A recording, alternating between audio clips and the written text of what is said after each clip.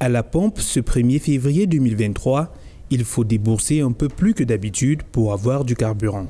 730 francs CFA le litre d'essence contre 630 francs CFA auparavant et 720 francs CFA le litre de gasoil contre 575 francs avant l'augmentation. Les prix pratiqués jusqu'ici bénéficiaient d'une subvention de l'État à hauteur de 750 milliards de francs CFA, une enveloppe qui devrait permettre la soutenabilité de l'économie camerounaise en créant un espace budgétaire pour faciliter les investissements productifs. En mesure compensatoire, les salaires des agents de l'État ont été revus à la hausse de 5,2%, autant que le SMIC, le salaire minimum interprofessionnel garanti, qui passe de 36 270 francs CFA à 41 875 francs CFA.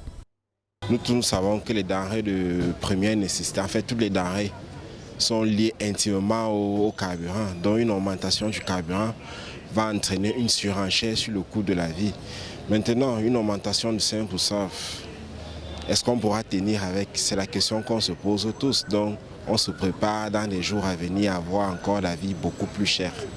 Si le gouvernement a pensé à des mesures compensatoires à cette hausse du prix du carburant, la mesure ne concerne pas les travailleurs du secteur privé, qui représentent l'essentiel de la main-d'œuvre du pays et qui subiront aussi les effets de cette hausse des prix des produits pétroliers.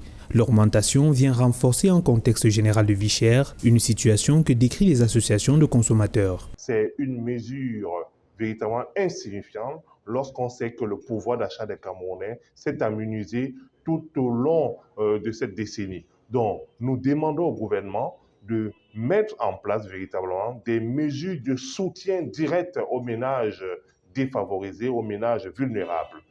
Pour le pétrole et le gaz domestique, les ménages peuvent s'en réjouir. Les prix demeurent inchangés, soit 350 francs CFA le litre de pétrole lampant et 6 500 francs CFA la bonbonne de gaz domestique de 12,5 kg.